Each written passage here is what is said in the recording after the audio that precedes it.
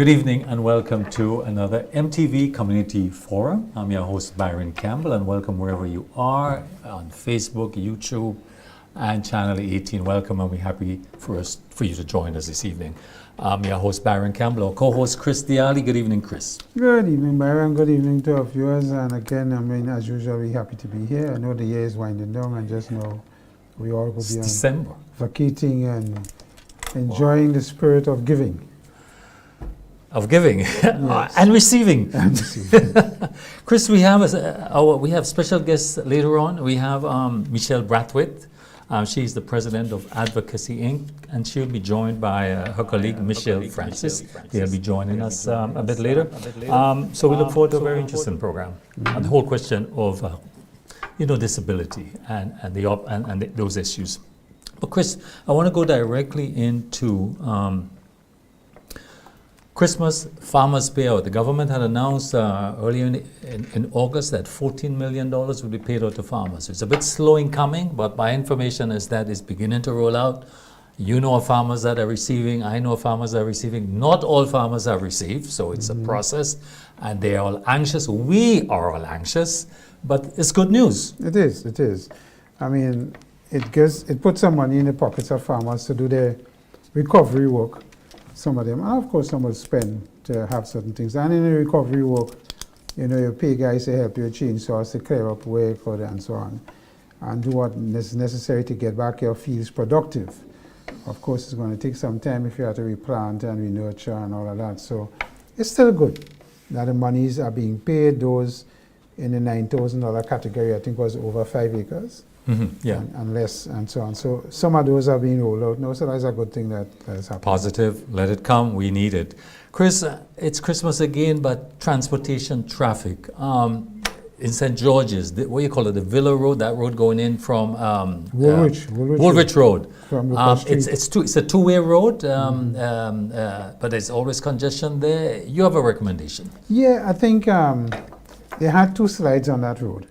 One on the top side and one on the bottom side. Yeah. So the road has narrowed even further, and the road have been degraded in terms of cracking and depressing and so on. And during peak hours, they close off traffic in one direction to allow a better flow onto Lucas Street in the peak hours.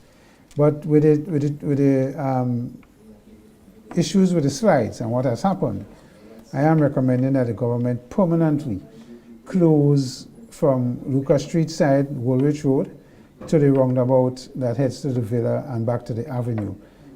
Traffic coming to the Avenue could reach up to Sagicor, so it wouldn't prevent issues there. And then you turn around the roundabout and go back out. Because the narrowing of the road now, and of course residents on the Woolwich Road park on one side, so it's even further narrowed and could cause even more issues with the road. And on top of that, we have big SL trucks that traverse that road, right? During the day when they're jogging sand or in the night and so on. So my recommendation to the traffic department, until the government repairs the road and gets it back operational to a certain degree, no SL truck should be allowed to traverse the road until then, and make it one way until then. One way from Lucas Street side to the Woolwich Road to the roundabout. As we in traffic, I hope they're listening. As we in traffic, Chris, I just want to say that our present import of vehicles at 300 a month thereabout is unsustainable. Our country cannot sustain that amount of vehicles on our roads. We don't have the roads, we don't have the parking, so where are we going? Which politician, which government is going to take the hard decisions to address this issue, Chris? I don't know if there's any politician that will do it, but it's going to reach a situation that's going to become untenable. Yeah. And if we bring in an average 150 to 250 vehicles a month, talking about easy 3,000 vehicles a month. Yeah. The issue becomes 300 a month. Yeah, 300, and you're seeing how much vehicles now are parking on the road. A lot of roads are now single lane in the evening, particularly when people come from work, and so on. And then the traffic build-up from Grand Anse in the major thoroughfares is significant. So, Byron, there's 2 ways you could do this. The first one is to drop the age of vehicles coming in on the used car side. Yeah. It's now 10 years, I believe. Move it to 5 or 3. 5 or 3. Yes. No, that won't cause uproar as Yeah. well. Then the other way is to say to a person who wants to buy a vehicle, if you could prove to me that you could park it off the road, I will give you the permission. Again, that will cause uproar. Any politician that do that probably looking for another job. Chris, So, you know, politics, Chris, of course, the NNP leadership issue is still on. There's been rallies and meetings. But the issue here, Chris, is, and the question being raised by everybody, we've heard the pronouncement over the months by the leader of the opposition concerning allegedly Peter David. But the question is, do we believe that Keith Mitchell will step down from the leadership position of the NNP at the convention? What's your take, Chris? no, my take is that I don't think he would. I think he have indicated in various forums in different language Yeah. that he is the leader and he will remain the leader until such time as that has changed. The only way to change that democratically in the party, according to their constitution, is to have a vote for a new leader. That's coming up. We have two runners-up for the position, Mrs. Pei And Ms. Pei and Peter David. and Peter David. But the vetting process has been announced that they want to vet these two candidates, which is something that was never there. And if that goes as they planned, then Peter David may not make the vetting because the leader of the opposition have said the person who must emerge must be somebody, to quote him, from the bowels of the party. But Chris, I want to bet you. I would bet you that Keith Mitchell will step down as leader of the NNP at the convention. To Papa. I'm talking money, Chris. Come on. Come I'm on. not interested in your money, Byron. I want Papa. Fruits. Okay, I want but I want you to go in the garden and get something for me. he will step down. bet is I on. believe. I could not reason. I can't find any space within me where this is not going to happen. He will step down, But- and you're gonna. When you saw the rally in Buseju Yeah. on Sunday Yeah. with the Prime Minister from Jamaica Yeah. and the ex-Prime opposition, Minister yeah, St. Lucia. from St. Lucia, and you see the energy that he has and how he was behaving and the discussions, to me it's clear in my mind that the leader of the opposition is still very much believes that he could contribute at that Take position. the bet. Take the I bet. take the bet. I tell Take you, the bet. I Take tell the you, bet. Papa or Take the something. bet. Okay. Chicken, orange, Chris, whatever. Chris, interesting. Last Thursday, Dr. Spencer, of course, he is a technical consultant at the COP29, and he was gave a lecture at the Trade Center, sponsored by the Law Bar Association. Bar Association. Interesting. What was your takeaway from that? Well, Lecture. Being there, I took away two primary things. The first one is that COP29 had very little to do with the science, which is dangerous for us in small island developing states. Yeah. Because if the 1.5 degree limitation is where we're going, and most of the countries who are the violators don't seem to Yeah. want to do anything to change that, Yeah. we are heading. And I was reading a report from the today, and it said that one of the things is that the window to limit global temperature rise to 1.5 degree narrows, and there's an urgency for decision action that has never been greater. So that is significant for us in these small island developing states because, you know, the effects of temperature rise affects sea level rises, bleaching of coral reefs, fisheries, and how it's going to affect that. And I was reading an article that even said that the tidal changes in the tidal flow is also going to be affected, and that is more significant than ever. So that was one. Then the loss and damage fund. Yes, they say they want to put, I think it's 300 billion annually by 2035. But all we had was pledges, as usual, from every COP. Where is the money coming from is another question. And how could we access it based on the paperwork that was put in place? What was the factor of the Trump 2.0? Right. Is that factored in? So yes, because Trump has indicated, and the people he have appointed in his cabinet to deal with climate change are people who don't believe in it at all. Yeah. So there's thoughts that he will pull out of the Paris Agreement. Yeah. There's thoughts that he's going to remove whatever funding he Yeah. was willing, and drop regulations that doesn't limit companies that are increasing the carbon dioxide in the atmosphere and causing the issue with climate change. So That was one. And then I think what was even more important to me is that Spencer indicated that there is not much room at the negotiating table for small and developing states anymore. You have to be at the table, but your voice is being limited more and more because COP29 had 60,000 plus participants, and more than half of that was the oil lobby. Exactly. So, Right? so where are you going? Where are you going? Well, Chris, another interesting point that came up in the discussion with, in the question and answer with Dr. Spencer was the fact that Grenada, the fact that we've determined that we do have oil and gas. Should we proceed to exploit these resources? Would it be a contradiction for us in terms of where the globe is going? Should we? Dr. Spencer didn't give a clear indication in terms of his opinion on it, but it is something that will feature in the future. Well, my opinion is straightforward. As a net contributor to CO2 emissions, Yes. if we were to exploit our reserves that we have, Yeah. petroleum Yeah. reserves, Yeah. cannot be compared Yeah. to what is happening in India, China, Yeah. and the US and those big Yeah. countries Yeah. in terms of their contribution to it. So Yeah. ours had to be minuscule. So my take on it, Grenada needs to exploit what they have, sell it and get as best the returns they could get, an arrangement so that we could take that same money and help develop mitigation strategies. And green energy. And green energy, Yeah. because to get access to the loss and damage fund of the 300 billion will take us 6 years. By that time, we're drowning in seawater. Seawater. And then the other aspect of it, Byron, just to conclude, is that Spencer did indicate that the only way forward for SIDS is going to be through legal action.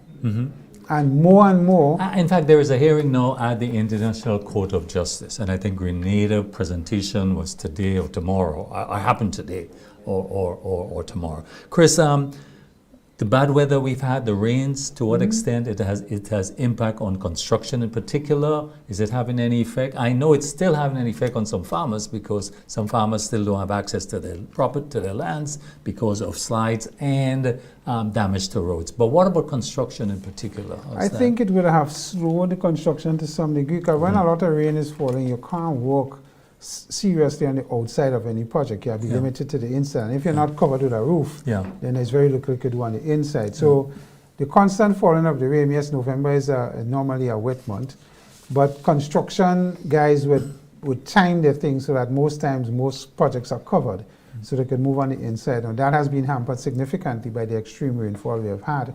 So I think that you're seeing a slight downturn in the construction sector in terms of projects getting to a point. And then remember, December is a month where they close off early. Close off early, yeah. So when you factor that, what happened in November and what is going to probably happen in December, you could see a decline in construction activity. And the consequence of that is less disposable income to spend to, people that have a good Christmas around this time and so on. So I think it's going to impact the economy somewhat in that sense. And let us hope the other sectors of the economy, tourism is doing relatively well, could pick up and give a lift, and the hotel sector as well, with the stay-over visitors, and that could pick up and give some relief. Excellent. where The construction final has- thing, Chris, before we move to our special guest, I heard announced today that 100 young persons will receive training in cybersecurity. I think that's a great move. It's a digital technology and young persons. So I want to compliment the government for this initiative. I think it has a great future. It's a growing sector. I understand as much as over $1 billion in terms of its value. So kudos to that, Chris. You don't say final yet. I think we have a couple of things. Direct flights to Guyana from Grenada. Started this week, Right, Chris. I think that's what a what good- does that mean to the economy? Good. I mean, it opens up business in the sense that businessmen could go into Yeah. Guyana and see what is Yeah. available, and vice versa. Yes, yes. Trade yes, with yes, Guyana. Yes, Guyana does yes. a lot of fruits and vegetables, a lot of shrimp and Yeah. so on. If we have a direct flight, then you could get better freight movement of goods and services out of Guyana. So something I For think trade. we So need to comment kudos for on. trading. The Credit Bureau. Credit Bureau. And Finally, and what does that FIFA mean for trade. business here or Well, individuals? on the finance side, obviously, the Credit Bureau is going to incorporate all financial businesses, whether you're a credit union or traditional banks. And what that does is that Byron, who has a bad credit rating in Republic Bank, cannot go to a cooperative bank or a riser or So communal. it'd be important now to maintain a good credit rating. Correct. Exactly. And it helps the institutions in terms of their non-productive The loan bad debts portfolio. would decline. That's right. Absolutely. So kudos people to that. can't keep Kudos to playing that. at Kudos games to with that. that, and that's a Great. good thing. That's Chris, going to come. we take a break now. When we come back, we won't take a break. We come back. We go straight into a guest that is Michelle Brathwaite, president of Advocacy Inc., and we have Michelle Francis, a colleague, to join us. Yes. Good evening, ladies. Good Chris. evening, ladies. Hello. Good evening. Good evening, Ms. Francis, and good evening. I hope it was Ms. Brathwaite that's talking there. Ms. Brathwaite? Well, Yes. yes, it is. Right, So right. we've been listening on. We've been listening on. Great. I hope you've been having fun with what we've been saying. Oh yeah.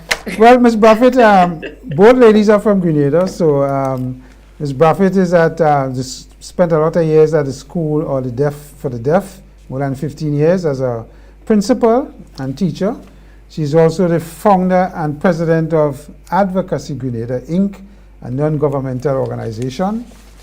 Michelle's highest level of education attainment is a master's degree in special education, inclusive education, and she's an active member of the Grenada Paralympic Committee and co-founder of the Caribbean Disability Network. Advocacy Grenada Inc., under the directorship of Ms. Brathwaite, is about to roll out a new project funded under UNESCO called Empower Ability Grenada, building a supportive ecosystem for disabled youth ages 18 to 35. So, and I see your mantra is all means all. So that is an interesting mantra that I'm going to test. I'm going to obviously ask you about it a little later. And of course, not exclude the next Michelle, Ms. Francis. Just give me a minute to bring up your bio, right? Ms. Francis, again, Grenadian born, a native of Petit Martinique and smaller islands. On what we Talawa. Yeah, definitely. Ms. Francis is the founder and CEO of QS Behavioral Services, primarily looking at autism and the effects of that on our youth and how we deal with it. A graduate of St. George's University, also has a master's degree in exceptional student education. That is, of those that are brighter are more bright than us, of course. And Ms. Francis has many certificates relating to exceptional student and how you deal with grade 6 to grade 12 students and what happens there, and how to identify areas of challenge in terms of autism and all of that. She's a trailblazer in the field of autism and special education. And Ms. Francis is actively engaged in community programs that deals with inclusive educational workshops. Another thing that is going to be interesting to discuss. Ladies, welcome.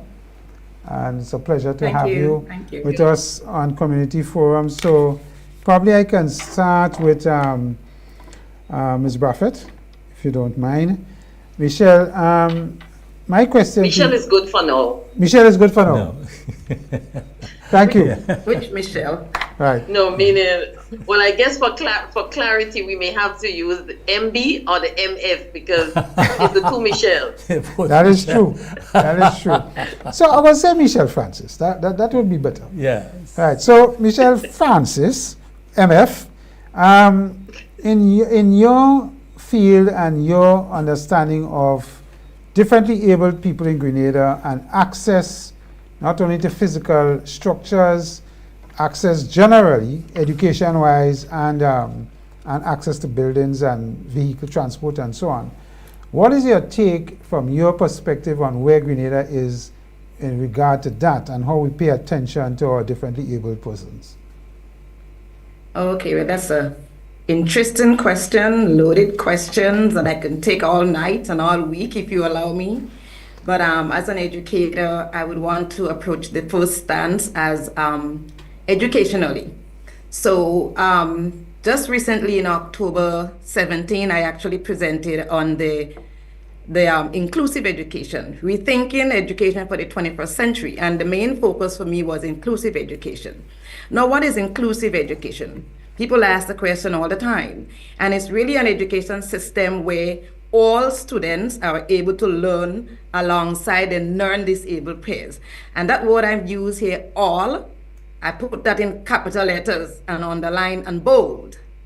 Okay, because what we see happening here now currently, and which people are often mistaken, is the universal education system that we move into, but it's mostly, we want to say that's integrated approach. Not that I'm criticizing, but I'm more, just trying to compare the differences here.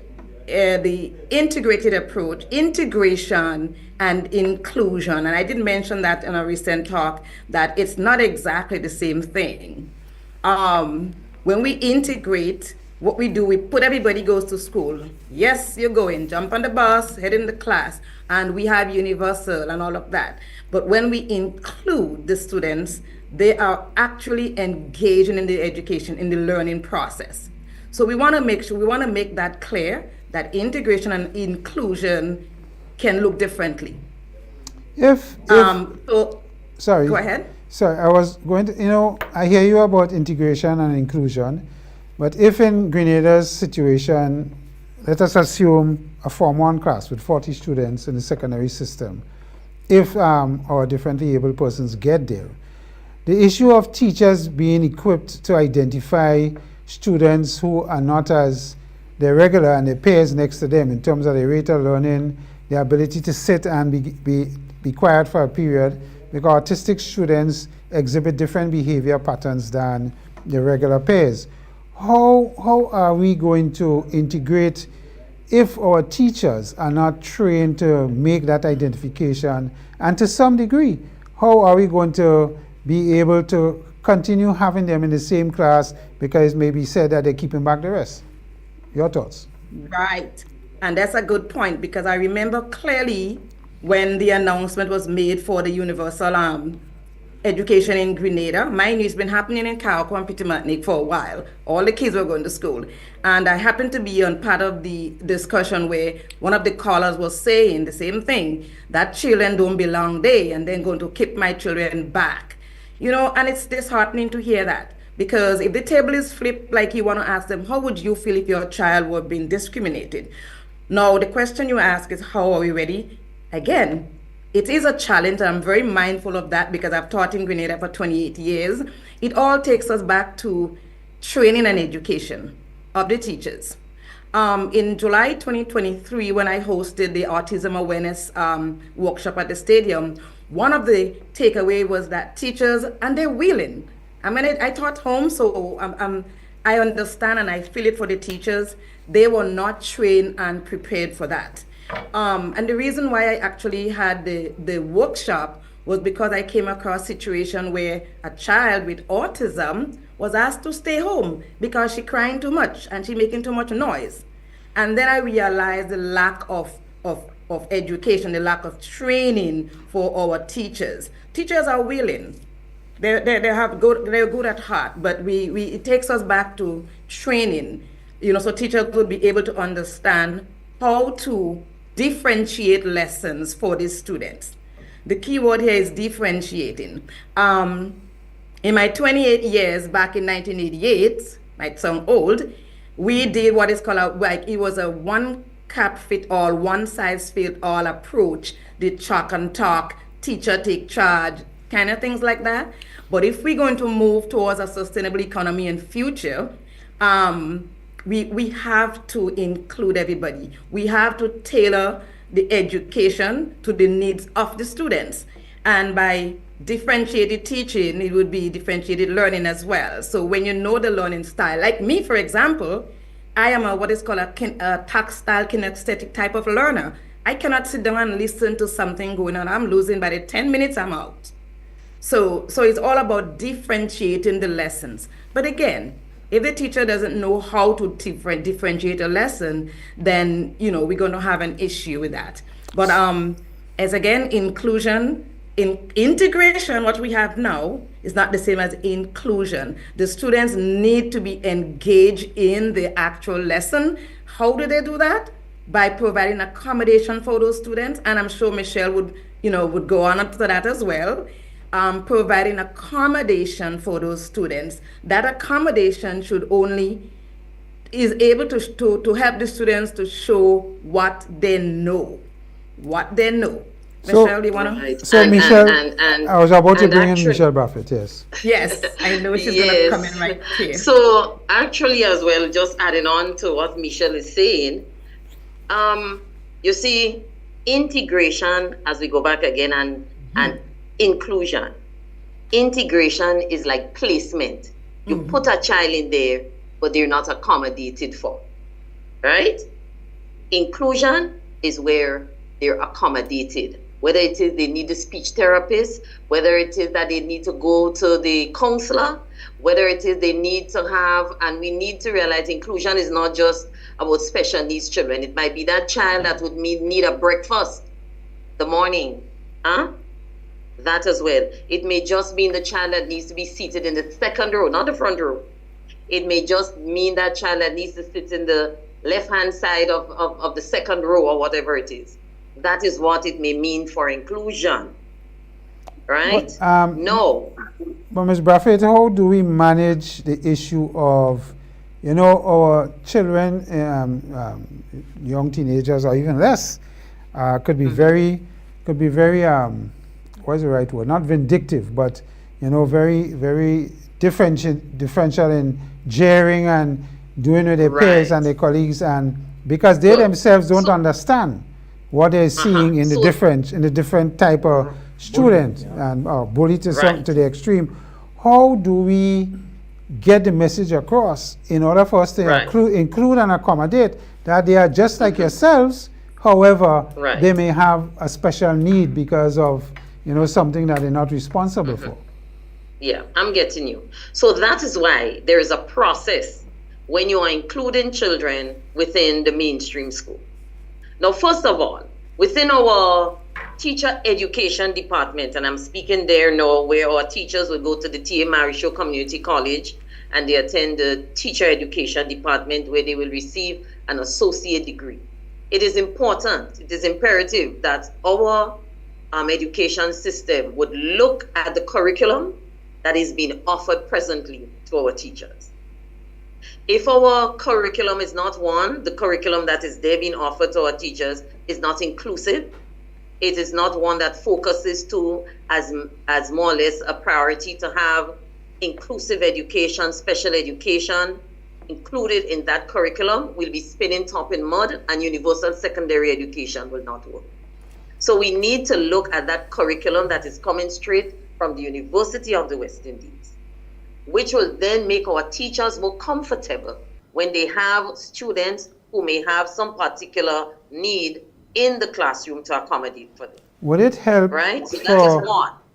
sorry to interject. Let- Would it let me help go- for primary and pre-primary teachers to be more attentive and be able to observe when there are issues like that and be able to then, accommodate Right. these students differently? Accommodate. So exactly. So what I'm saying, no, if you're offering such a program, you would find that within it, it tells you how to observe. What are the signs to look for so that you can make referrals to the professional. So now, within the school in itself, for example, if you're about to put a child who is autistic into a class, one of the first things you have to do is to make sure that you have a professional development session or sessions with the staff itself. You make sure that you have education for the students, not identifying the child and saying, oh, here comes Mary, she's autistic. But you have general sessions. It might mean where they might be looking at a film. It might mean somebody from maybe the Ministry of Education, from Advocacy Grenada, from the Grenada National Council for the Disabled will go in and have a talk. Engage the students. What does a child who's autistic look like? How can you support such a child? How can you collaborate and work along with a child? So you do that sort of orientation before that child comes into the class. So then that child is just seen as another child, as a typical child, and not seen as different. So there are steps to be taken. Inclusion is not something we could wake up today and just decide all schools are inclusive, but it's a process. So not that it is difficult, and also I should say that when you are doing that accommodation, you will find that the other student who we may see as not being special need would be able to learn even better because you're using their mode of learning. So if it is that you are doing more pictorial, a child who it is not really maybe catered for in the classroom, they too will be learning through that mode of teaching. So it is not that you have to do anything different and outside of the box, but you would find that it would be even better for all of the students, and learning would be much easier if you use all modes of learning, whether it's tactile, whether it's kinesthetic, whether it's audio, whether it's auditory, whatever it is, whether it's visual or whatever, then you would find that you are accommodating for all the students in your classroom. We have to take a short break here. We'll come back in a moment. Please stay with us.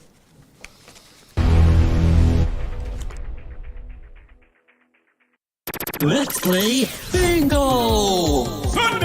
Sunday, December 15th, Megaforce Promotion invites all to their massive signature event of the year, Super Sunday! Super Sunday Mega Bingo! Get ready because from 5 p.m. we bring the excitement to Victoria Park in Grenville for the very first time. And this year, you can win over $150,000. Hold up. Yes, $150,000 in cash and prizes. Plus, 50 bingo fans will get their $500 Christmas present. Act fast and secure your tickets now at $60 for one or $100 for two. Free buses island-wide. This will be the event not to miss. Sunday, December 15th is Super Sunday in Grenada. From the management and staff of Megaforce Promotions. Merry Christmas, everybody. Christmas is here, and this year, Real Value IGA Supermarket is bringing you a season of savings. From tasty hams, favorite fruits, and even bacon ingredients, we have everything you need to make this Christmas special without breaking the bank. Enjoy massive discounts on all your favorite items starting December 1st. Get the best deals on all your holiday favorites only at Real Value IGA Supermarket. But wait, that's not all. This year, Real Value IGA Supermarket is spreading holiday more cheer. Our loyal frequent shoppers will get a chance to win $500 in groceries every week until Christmas. Imagine what $500 in groceries can do for you this Christmas. More savings, more celebration, and more of everything you love. At Real Value IGA Supermarket, let's make your Christmas even brighter. This Christmas, come experience the joy of saving while you celebrate. The season of saving is upon us at Real Value IGA Supermarket, your go-to supermarket for everything Christmas.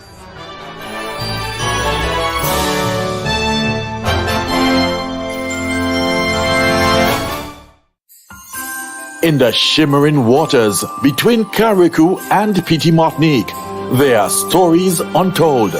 Families who weather the storms of life. Their laughter a beacon in the fragile architect of existence. This Christmas, MTV Grenada and True Blueberry Resort are spreading Christmas cheer with an amazing weekend getaway for two deserving families from Carriacou and Petite Martinique. Do you know these quiet heroes? Nominate them. Send us their story, why they deserve this special gift, and they could win a relaxing staycation filled with unforgettable moments. Send your nominations to mtvmarketinggd@hotmail.com. Let's make this holiday season magical together. MTV Grenada and True Blueberry Resort, making spirits bright this Christmas.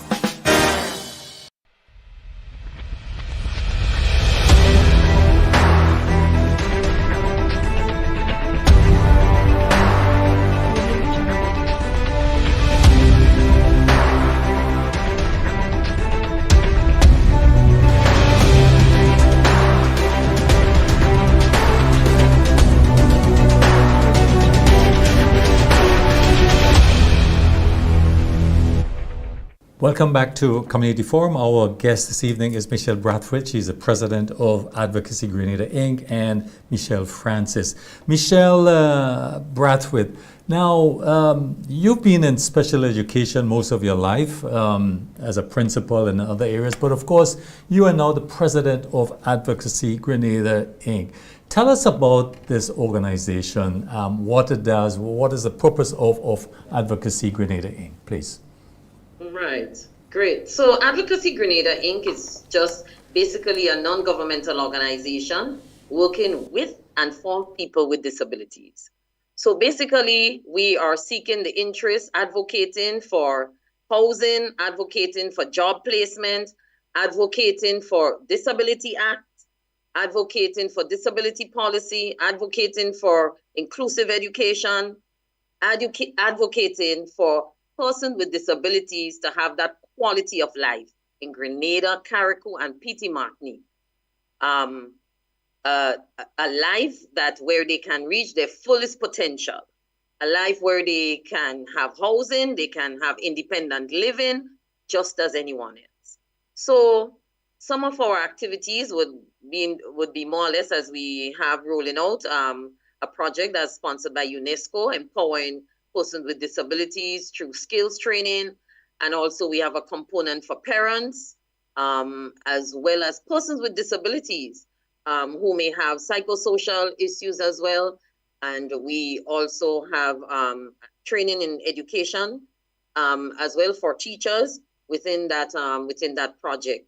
So it's all about advocating for persons with disabilities, joining in with other organizations, non-governmental organizations, other CSOs in advocating, bringing awareness, educating to make sure that persons with disabilities are seen as human beings, as citizens with rights, as I always say, with voting rights. We love when it's election time to go to their doors, to find them, to put them in a vehicle and bring them to vote. And then maybe sometimes we turn our backs on them. So what we need now is to realize that persons with disabilities are being aware now. They're aware of what's happening. And no more do they want just to be used at this time of election and so on, but they want a seat at the table as well in the decision-making process. And that is why even this year, as yesterday we celebrated International Day for Persons with Disabilities, the theme being amplifying the leadership of persons with disabilities for an inclusive and sustainable future. If we're talking about sustainability, we can't leave persons with disabilities behind. We have to take them along in the process. So yeah, this is what. So Michelle, as you talked about this, I saw some stats, and this is of course a Caribbean context, that it says that only, and this is from the Commonwealth Foundation, only 10% of persons with disabilities are employed. This is Caribbean-wise, highlighting significant barriers to persons with disabilities to economic participation. But tell us, what are the primary challenges faced by disabled persons in Grenada? Right. Please. Yes. So, and this is experience now. It's not theory, it's not book, but what you would hear from members, as they would tell you, they have the qualification. So you would find that they apply for a job, no picture, they haven't seen them, but they are qualified. They have 12 CXC, they have CAPE, they have a first degree. And then they're called in for the interview. And when they go in now, they may have some physical challenge, or they may be visually impaired, or whatever it is. And then immediately you're told that, oh, I'm sorry, but the job was given to someone else, unfortunately. But is it that in all instances, or is it discrimination? So we believe that persons with disabilities are discriminated against in terms of job placement. They may have the qualification, but they are not given the opportunity. And it is not just within the public sector, but also within the private sector. We looked yesterday at a film. I went at 6 o'clock yesterday. They had the premiering of a film done by the Soroptimus International Grenada. And it was showcasing persons with disabilities in Grenada. And one of the young ladies, you know what she said? She was so glad after 20 how much years to get a job. But when she went into the ministerial complex, she realized that there was an emergency and she couldn't get out of the building, because when it's an emergency, I don't think you're allowed to use the elevator. So because of the floor she was on, with the stairs, she would have had to be lifted, and there was nobody there. There was no plan to get out of the building. So she was told that she's to remain at home, working from home. For her, she felt sad, that she felt discriminated. She felt that, why is it then that we do not have that accommodation for her, that access? So because of that, she has to stay. Some people may say, well, oh, I'm glad to stay at home and work. But what she's saying, for her, how many years of living she has been at home, now that she had a job placement, she's told that she can't be in the workplace because there isn't that access for her. So the bigger question, so the question here, and Michelle Francis or Michelle Bradford, any of you could answer the question. How would you describe government policy towards the needs or disabled persons in Grenada, the special needs, whether it's in education or employment, in a general sense? Well, how would you, is this policy adequate? What are you aiming for? What's an ideal situation here? Okay, so let me speak on what I know, because I can speak from Advocacy Grenada. So in recent times, we have been involved in consultation through the Ministry of Social Development in relation to a disability policy. So I do know that very soon we'll have a disability policy, but that's only a policy. We want now legislation. There is no Disability Act that would have gone to Parliament, and now we can hold state party responsible for, if let's say, for example, there is no ramp in a public space, or there is no transportation and that sort of thing. So right now, persons with disability do not have any teeth. They do not have anything to back them up if there is any issue in terms of saying, well, we need to have this, or this should happen. So presently, is ongoing in terms of the disability policy, but there is no Disability Act. When it comes to special education needs, as far as I know, there should have been a special education needs policy. Whether now it is going to be reviewed or so, I do not know. I am not privy to that. But I also know there is no code of practice when it comes to special education needs in terms of what are the steps. If, for example, a child is found, what is the next step? Where do you refer? What's the procedure? Do I go straight to the doctor, or do I go to the counselor, or do I go to the speech therapist, or do I go to the Ministry of Education? So we need to have that code of practice as well. Right? How aligned is Grenada with the goals of the UN Convention on the Rights of Persons with Disabilities then, which is related to the question you're answering? Right. So we have ratified, we sign it, we're ready to do those things, because then it means then we can get some monies from UN. But we have not even reported. I can't tell you how long. The date is not coming, the year is not coming. We have not done a report to the United Nations in relation to persons with disability. So we have ratified. Yes, so Michelle, you can continue. We have ratified, and that's where it has stopped. He asked the right question, because during my presentation I came across, as a matter of fact, according to the United Nations, Grenada has been identified as having the largest gap for children in the mainstream education system. Grenada was reviewed multiple times, I think 2015, if I remember clearly, and is yet to put things in practice, to put things in place.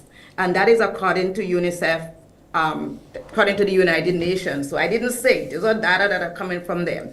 But just to trick back a little bit to the point you make earlier on, with the children and the bullying, something I wanted to kind of chime in on that. Again, persons with disability, children, are the most marginalized. Now the challenge is that we have a lot of barriers. We have the physical barrier. I think earlier when you mentioned about the wheelchair, so on, there is no main law in place for building code. I think Michelle mentioned that. So we have the physical barrier with playgrounds for children, transportation. We have the communication barrier. News, even your news, MTV, is presented with just one mode. You have to be able to read that. So you got to work on that, guys. We also have the attitudinal barrier, the attitude, that stereotype, the low expectations of persons with disability. Some people pity them, and they have this condescending approach. As you mentioned, the kids harassment and bullying. So it is my hope that with the International Day for Persons with Disability, and the theme is to amplify leadership for persons with disability for an inclusive, and that word keeps coming up all the time, an inclusive and sustainable future. So let's hope that all of this chat, Michelle and I will be talking in vain, and the other person, we're not the only one, there's throughout the entire Caribbean, which Michelle probably want to share a little more, the Caribbean Disability Network, which we are all part of. I am QS Behavioral Services. My biggest project in Grenada was last year with the autism awareness, and I believe I was on your show as well. Yes. Michelle is on the ground now, and we're actually coordinating. We're not competing, we're coordinating because our mission, we have the same mission. Okay? Right. So a it's easy for me question- to chime in on a point. A question for both of you guys. I heard a lot of discussion about policy, but it is normally best practice that policy follows legislation. The legislation surrounding what happens with disability and people who are differently abled is not rocket science. I'm certain there are many examples of proper legislation. So why would we not want to have legislation and have the policy fall out of the legislation? That's the first question. And the second one, listening to Ms. Braffett, is that the issue of cost in order to facilitate how we deal with students or individuals generally as it relates to giving them special attention physically and otherwise. Transport is a good example. How many of our buses, local, private and otherwise, could facilitate the movement of people and wheelchairs and so on. And there's a cost element here that needs to be considered. So how do we manage that from a private sector point of view and from a national point of view through code of building codes and so on, and what we can do? Right. But as we always say, when you do those things, it's not only benefiting persons with disabilities, because even in terms of a ramp, as Michelle was using the last time, a mother with a baby in a stroller as well. Oh, yeah. Where would they use, the stairs or the ramp? Anyways, when in terms of, you're talking there about finances, but let us think. We have a lot of safety net programs, but is it geared towards the people in our population that it really should be geared towards? So that in itself is something we need to review in terms of our social safety net and who we target, right? Just as how we prepare for all other genders, just as how if we're talking inclusion, just as how we are having in our budgets, there is a line item there that might focus on youth, but it is the same way that we need to have a line item that focuses on people with disabilities because they're part of our population. So I do not see it and we have to invest in our people because it's our human resource. It's the same people. If we want to talk about a sustainable future, they are the ones who will also be the ones in the workforce. They are the ones who we have to employ because we tend to think about disability as just physical. Yes. Blind. I can be talking to you now and I have a disability. It might be anxiety, but it's a disability. So the government just might be announced, dyslexic. Ms. Braffett, the government just announced 100 young people engaged in cybersecurity. Yes, training. As far as cybersecurity I wonder training. how many are persons with disabilities. I'm just about to ask you about that. And was the program created to consider Yes. students with disabilities to come into cybersecurity? I think that is you don't have to be Yes. physical, anything, but this is Right. brain work Because and finger work. Because we have to also look at this. And Nisha would know that. For example, children who are autistic, they may not be able to talk a lot about feelings and so on. But when it comes to facts, when it comes to I know. being very precise, Calculations, the and so extreme on. intelligence So for in certain example, fields. cybersecurity Yeah. might be something where they can give you detail. And then we have to remember autism is on a spectrum. Yes. So there might be wizards who should be maybe, if they're not, part of that training. But I always ask the question, when I see those things, I always go under there. They know. I would write under there and I would ask, is it inclusive? A person with disabilities part of that cohort? So I do hope, because if we're talking now about inclusion, as I would say, all of our policies, if we're talking inclusion, we need to think, one, about gender, disability, age. Whenever we're doing policies, whenever we're having workshops, whenever we're having training, and that is being inclusive.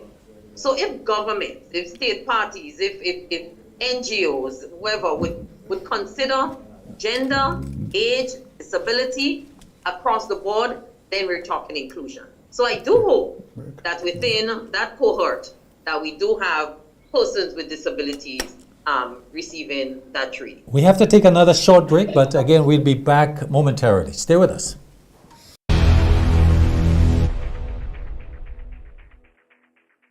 After weeks of competitive football, the 14th edition of the Carib Waikiki Super Knockout is down to the grand final, Saturday, 7 December at the Kirani James Athletic Stadium from 8 p.m. Third place playoff between Queen's Park Rangers and Spice Mobile Idlers. Then from 10 p.m. we get set for the championship matchup, FC Camahorn versus Paradise FC International. Who will it be in 2024? Then after the games, we head stateside as we welcome from Jamaica, Nige Boy.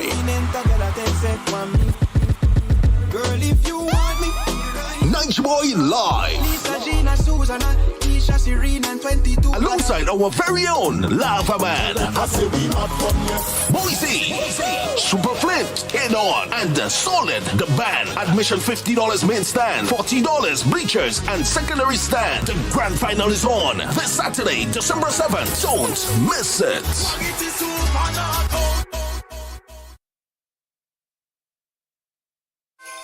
This Christmas, MTV is spreading hope and joy across Grenada, Carriacou, and Petit Martinique. We're surprising families with paid groceries and 2 dream staycations for lucky winners from Carriacou and Petit Martinique. Join us for live celebrations from the Esplanade as we make this season about community, togetherness, and tradition. MTV Christmas, bringing families together, one surprise at a time.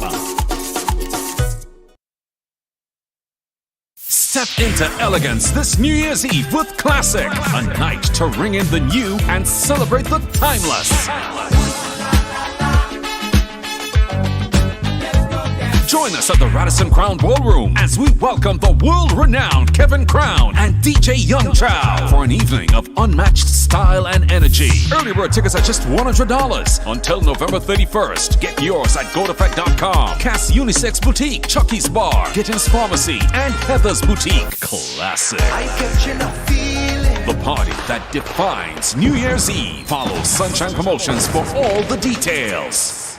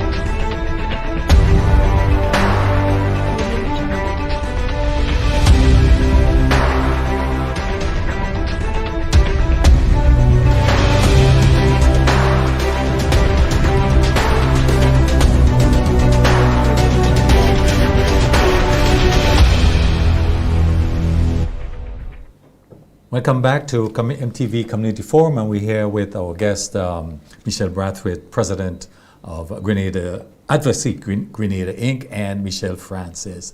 One of you mentioned, you refer to gender, but I want to go there. So my question is, how do women with disabilities in Grenada experience additional challenges compared to their male counterparts? But more so, what strategies are in place to ensure gender responsive disability advocacy? And Michelle, in answering, if you're going to go first, I would really appreciate some sign language here.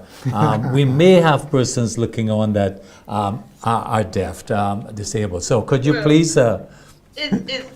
It's not that I do not wish to sign, but it can be very difficult to think, sign, talk at the same time. But you are an expert. You're an expert And at people take our work for granted and feel it's like, easy. Like they would sometimes call and just say, we need somebody to interpret.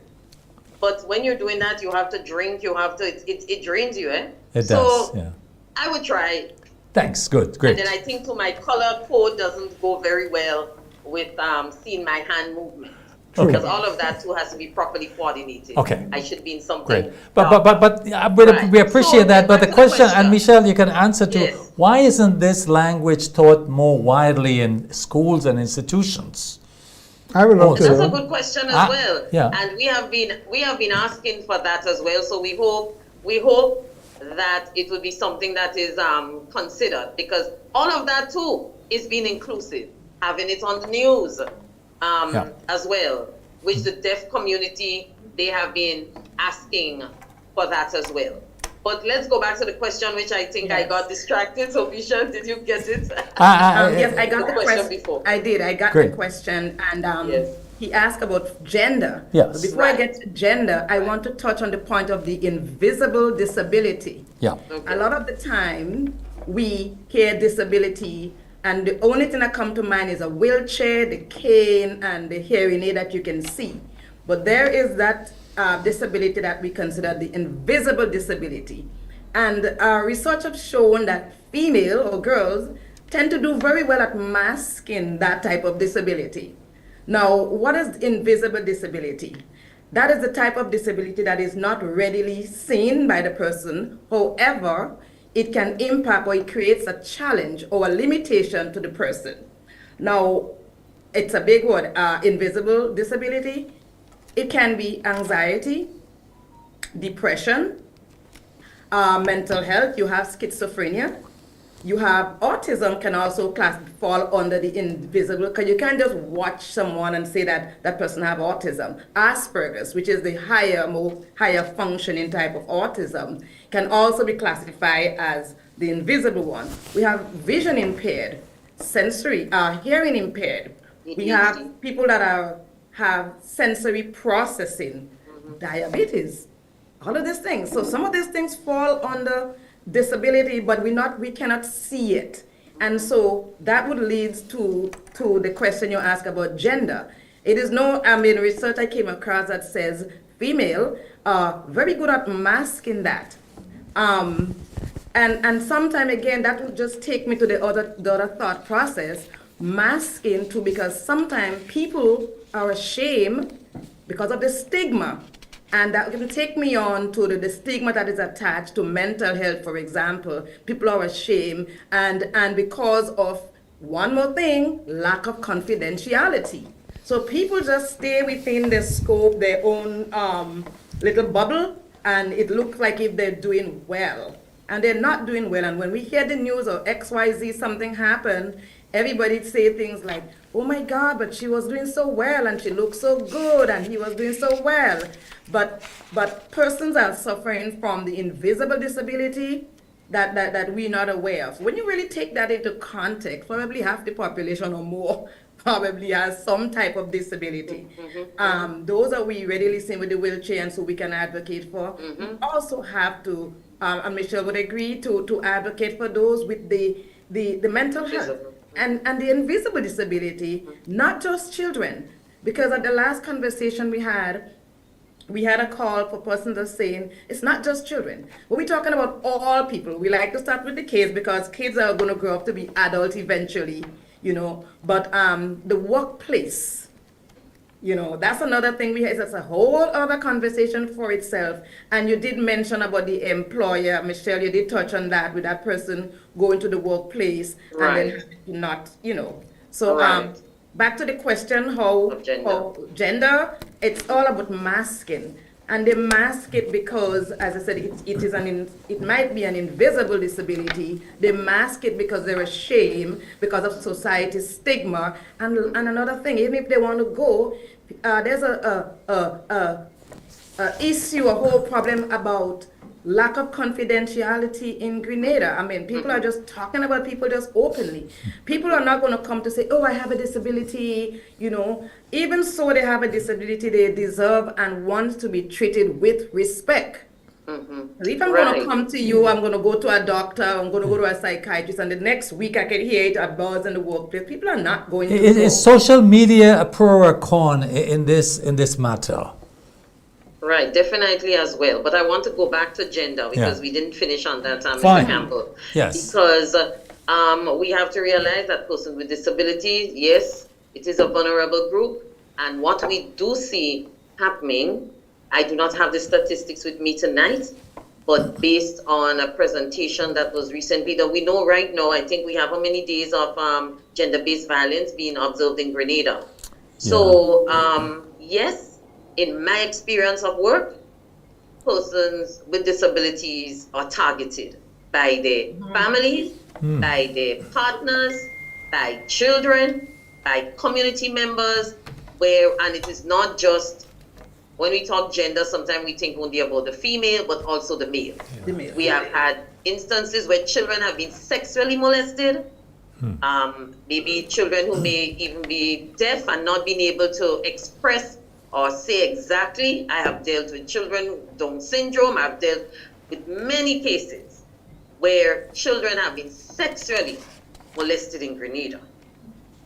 Adults as well, where their partners, because they see them as a target, they feel then that they are less. And that's the reason why they would attack them physically, economically, because we have to realize abuse is not just in terms of physical abuse, but even economically as well, emotionally.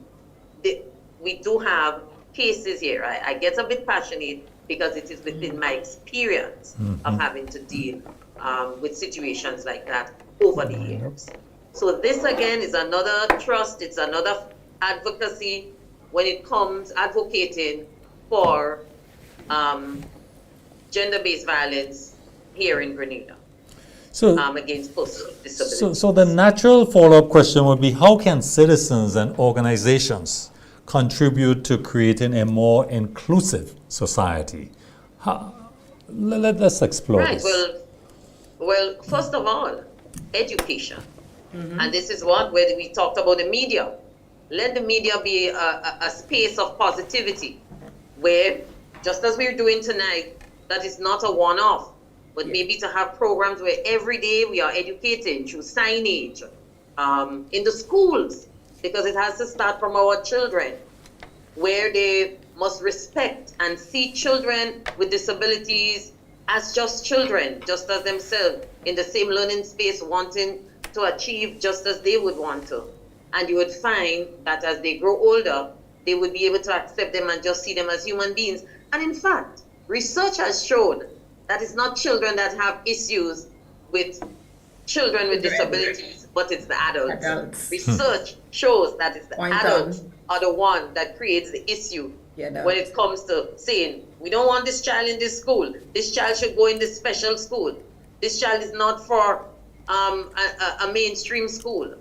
And that sort of thing. It comes from the adults and not really from their parents. So it's a lot about a lot of education, a lot of awareness that has to take place within the workforce as well.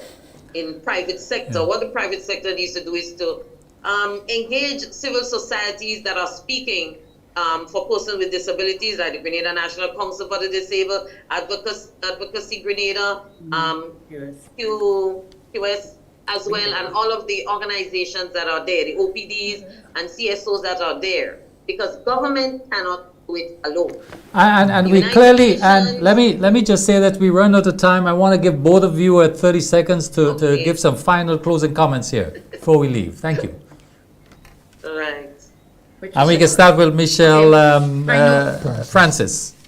Well, yes, I am Yeah. so sad that we're out of time because I really wanted to touch on disaster preparedness for persons with disability because I was in Petit Martinique. I was very much on the ground day one for that Hurricane Beryl. I got there the morning, and in trying to mobilize and organize the relief, people and the transportation, I was met with a major stumbling block for the lack of preparedness for persons with, for everybody in particular, but most so persons with disability. It was there was no transportation, place, ramps. That's when the reality struck me. So as I said, I'm moving forward. I hope that the islands, not only Petit Martinique, but I hope that we will have things in place for disaster preparedness. We've seen it happening more and more. Grenada is not isolated. Climate change, resilience. We got to include persons with disability so that in the planning themselves, not just about them, they must be involved. We cannot talk inclusion and exclude the people that we're trying to include. It doesn't make sense. So that being said, again, I'm here as a QS Behavioral Services. We are in Grenada. We provide services for families, the caretaker, your child is diagnosed, now what next? And closely with Michelle, Advocacy Grenada, doing an excellent job. We collaborate very well, and thank you for having me. Thank you, here. and I we'll will have be you back back, and we'll have you back. Michelle, Disaster thank need you. to be addressed. Right. So I want to say to our population that we need to treat persons with disabilities as human beings, just as any one of us. We want to say to our government as well that we need to see very soon a Disability Act in Grenada. We also are speaking about the Sustainable Development Goals. 2030, what will Grenada look like if we have disability inclusion in 2030? So we have to take persons with disabilities along with us. Persons with disabilities, they are leaders within the disability movement, the disability community, who should be part of the decision-making process. Engage them. We're talking about Sustainable Development Goals 2030. We have to take persons with disability along with us. I thank you. Thank you for having Yes. me. Close off. Yeah, I want to have two comments to close off, Francis and Buffett. First of all, I'd love to learn sign language, so if you have a course coming up, tell me, I'll join, because I think learning the language for those who have hearing impairment, it meets them on the table so that, it's more comfortable. And secondly, this comment is about generally. I have never seen training courses in Grenada offered where they put in a special thing for people with disabilities, a special aspect of the training. Of course, it means that the people who drop in doing the training will have to deliver differently, and probably that is a challenge. But I agree with you. I think we are not inclusive enough, and I have never seen no sort of training where they say, it's open to people with disabilities as well. I've never seen that. Right, I got you. And various training at various levels, and I just think that is a first step we could make, that to show that we're willing to include people with disabilities on all aspects of the spectrum. We're out of time. Thank you, everyone. Our guest, Michelle. Thank you for being us. And we'll have you both back because this is very, very important, particularly creating greater awareness and action on persons with disabilities. So we want to thank you. Thank you for very having much. So we want Your to... first sign, Thank you. Mr. Diali. Thank you. You're welcome. Great. And we want you back. Keep that in mind. So viewers, thank you for being here with us. We ran out of time. I want to thank our technical team for being here. We'll see you next time, next week, same time, same place. Good evening. Bye-bye.